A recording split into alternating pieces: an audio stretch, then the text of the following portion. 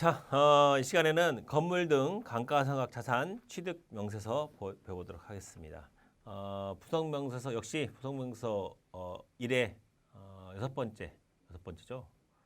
일곱 번째, 일곱 번째 건물 등 감가상각 자산 취득 명세서 있습니다. 이 건물 등 감가상각 자산 취득 명세서는 이런 내용을 먼저 살펴보겠는데, 말 그대로 건물 등 감가상각 자산을 취득한 경우에 작성해야 되는 부속 서류예요.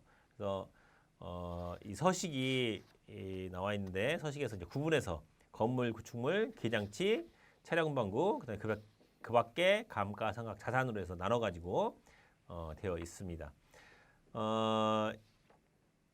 이전에도 시간에도 납부세액이나 환급세액 재계산에서 보셨지만 여기 건물이나 구축물 그리고 그 외에 감가상각 자산에 대해서 건물 구축물은 10년 그리고 기장치 같은 그러니까 그 외에 감가상각 자산은 2년에 사후 관리를 하기 때문에 이런 사후 관리 목적으로 제출하는 서류가 건물 등 감가상각 자산 취득 명세요. 그래서 아까처럼 뭐 납부세액 재계산이나 환급세액 재계산하기 위해서 하니까 뭐 과세 면세 개명 사업자만 하느냐 그렇지 않아요. 무조건 여기 나온 감가상각 자산을 취득하는 일반 과세자의 경우에는 무조건 제출하는 서류가 되겠습니다. 자, 여기는 뭐 그 내용이 복잡한 건 없고 이 어떻게 사용하는지 이 사례 연습을 보면서 배워보도록 하겠습니다.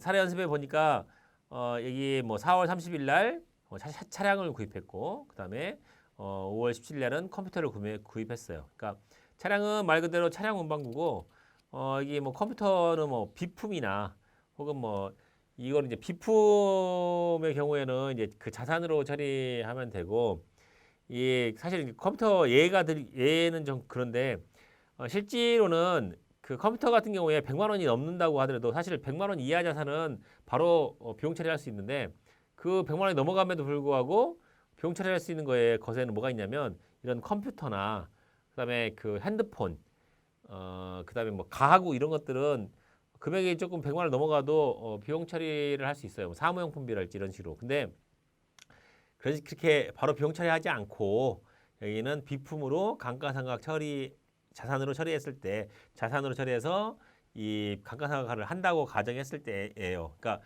이 컴퓨터 구입했는데 컴퓨터 그냥 바로 비용 처리할 수 있지 않나요? 라고 물어보지 마시고 그런데 여기 그냥 비품의 대표적인 예로 컴퓨터를 예를 들었습니다. 그러니까 그렇게 보시고 비품으로 처리했을 때 어떻게 할 것인가라는 거예요. 이걸 그대로 입력해 보면은 이 프로그램상에서 매일매일 전표 입력에다가 뭐 4월 달에 제가 미리 입력을 해놨습니다만은 뭐 그냥 4월 30일 4월 30일 바로 갈게요. 4월 30일에 화물차를 그렇죠? 화물차를 과세 유형은 51번 과세고 품목 화물차로 해가지고 공가액 했고 이 화물차를 한 이유는 뭐예요?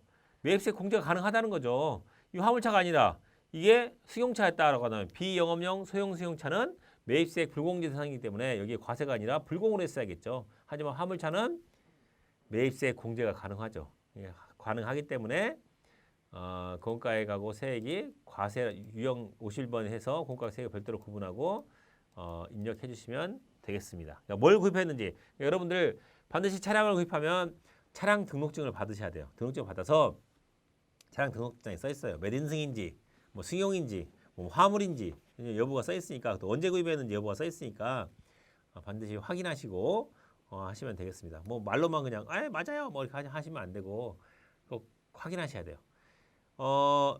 일부러 우리 상대방을 거래처를 못 믿어서가 아니라 상대방은 이 실수를 할 수 있어요. 우리도 실수하는 것처럼 할 수 있는 것처럼 상대방도 실수할 수가 있어요. 왜냐하면 자기가 관심을 기울이지 않으면 담당자라고 하더라도 담당자 중에 막 여러 가지라 이것저것이 막 뒤섞여 가지고 실수할 수가 있기 때문에 반드시 그 서류를 확인하시는 게 제일 좋습니다.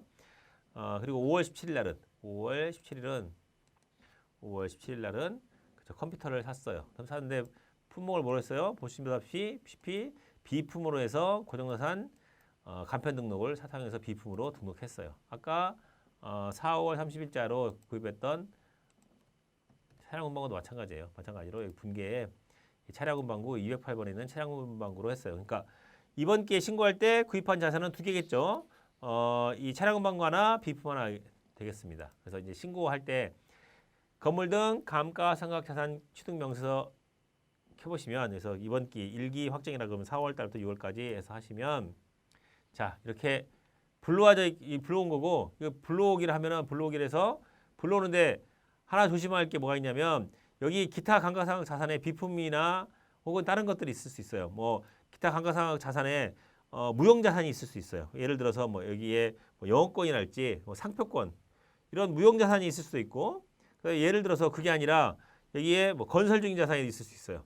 건설 중인 자산, 아직 다 완료가 안 된, 구입하고 있는 도중에 있는 건설 중인 자산이 있을 수 있어요. 근데 이것도 역시 마찬가지로 아직 감가상각을 시작하지 않았지만 감가상각 대상 자산에 해당되기 때문에 나중에 구입하는 시점이 아니라 나중에 가서 한꺼번에 하겠다, 이게 아니에요.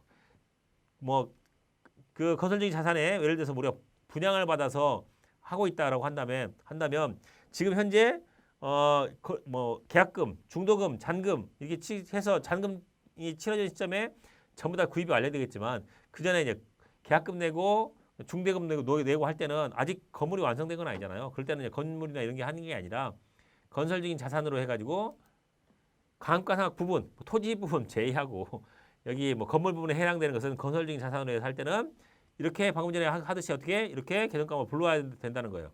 여기는 기본적인 계정과목만 있는 거예요. 건물 구축물 개장치 뭐 차량방구가 있지, 여기에 뭐 상표권이랄지 건설 중인 자산이랄지 이런 것들은 별도로 계정과목을 불러서 추가시키면 된다는 거예요. 그래서 확인 누르시면 얘가 전표를 새로 불러오겠습니까? 해서 예 하시면 이런 식으로 불러와진다는 거예요. 불러와지면 이 내역이 맞는지 확인하시고 이 내역을 저장시켜 주시면 되겠습니다. 그 내역이 책에 기록돼 있고, 이 역시 이렇게 기록하면은 어떻게 돼요? 부가세 신고상에 신고서에서 뭐 4월부터 6월까지 했을 때 아니요 해서 보면은 이런 식으로 해서 고정산, 이거 외에도 고정산 매입분이 이렇게 불러와져 있죠. 그래서 고정산 매입분 방금 전에 입력했던 고정산 매입분이 불러와져 있으니까 이 내역들 확인하시면 되겠습니다. 그래서 여기까지 표시된다는 것까지 보시면 되고, 또 하나 뭐 있냐? 이건 지금 생명서 수치분만 있는데 신용카드로 매입한 경우, 예를 들어서 컴퓨터를 신용카드로 매입했다라고 한다면 여기에 고정산 매입이 이쪽으로 들어가겠죠. 예를 들어서 이제 방금 전에 걸 잠깐 살짝 바꿔보면은 여기를 이 5월 달에 5월 17일인가요? 5월 며칠이죠? 5월 17일 날 샀던 이거를 컴퓨터를 이 세금계산서가 아닌 뭐 카과로 해서 카드 과세로 해서 57번 카과로 해서 했다고 해봅시다. 그러면 이 경우에는 얘를 불러오는 건 똑같겠죠. 뭐 불러올 때는 뭐 다시 조회해서 불러오기 위해서 하면은 똑같겠지만, 이렇게 해서 똑같겠지만 이걸 지정하면은 불러올 때는 부가신고상에서는 어떻게 돼요? 아니요 하고 다시 불러오겠습니다 해서 아니요 하면은 어떻게 돼요? 여기에는 지금 차량금 방구만 내역이 되고, 여기 신용카드 매입 내역에서 고정자산인 비품은 신용카드 고정자산 매입으로 구분되게 되겠죠. 여기 하나, 여기 하나. 여기에는 신용카드가 아닌 세금계산서로 매입한 분, 여기는 신용카드로 매입한 고정자산 내역이 표시되게 되겠습니다. 여기 뭐 이 책에다가 이것저것 다 실어놓을 수가 없어가지고 해놓은 거니까 보시면서 확인하시면 되겠습니다. 또 이어서 하도록 하겠습니다.